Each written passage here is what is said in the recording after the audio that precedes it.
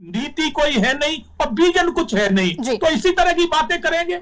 जी बिल्कुल बिल्कुल बिल्कुल, इसका जवाब लेंगे जरूर कांग्रेस से, लेकिन पहले आएंगे वरिष्ठ पत्रकार की तरफ, पहले रुक करेंगे। क्या लगता है आपको सर, क्या ये मामला राजनीतिक विवाद है या फिर भाषा की गंभीर चूक, क्या कहेंगे?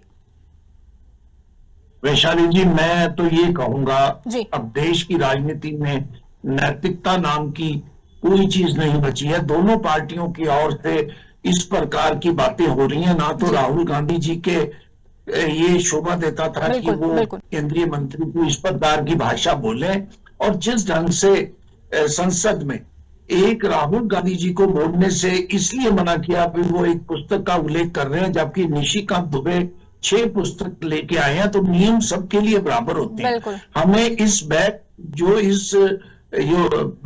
बैकलॉग है, इसको खत्म करना होगा। 4 दिन से लोकसभा ना चलना, देश की संसद ना चलना, जो केवल अब 52 दिन होती है वर्ष में, पहले 120 दिन तक वर्ष में होती थी, अब 52 दिन में से 4 दिन जा चुके हैं। जनता के अनेक मुद्दों पर इसमें चर्चा होनी थी। 542 सांसदों ने अनेक प्रश्न लगाए होंगे, अनेक 0 आवर्स में जनहित के प्रश्न उठाने चाहिए।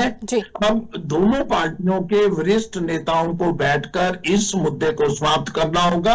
और ये जो रवनीत सिंह बिट्टू का जो मामला है, मैं क्योंकि पंजाब के नजदीक रहता हूं, मैं व्यक्तिगत रूप में पंजाब की राजनीति को जानता हूं, ये मुद्दा भी इसलिए उछाला जा रहा है भारतीय जनता पार्टी द्वारा क्योंकि अभी लगभग 1 वर्ष से भी कम समय में पंजाब के चुनाव होने वाले हैं।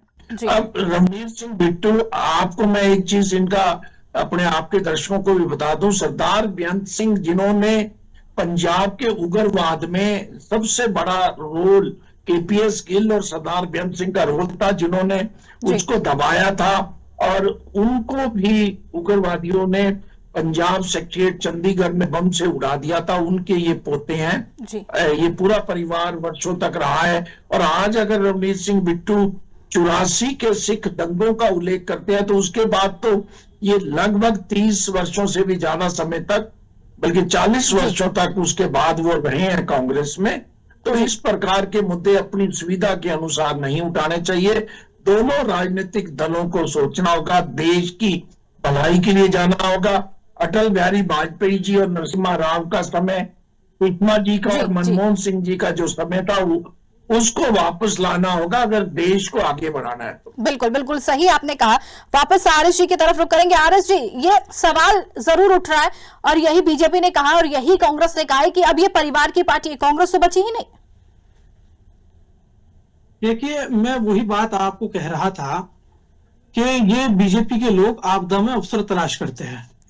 ये आपदा में अवसर इसमें तलाश करते हैं, जिस तरह से भी वरिष्ठ पत्रकार भाटिया जी ने कहा है कि 4 दिन से राहुल गांधी जी जिस गरिमा की बात ये कर रहे थे, वो गरिमा तो बीजेपी ने एलओपी की तार तार कर रखी है। एलओपी जो कुछ बोल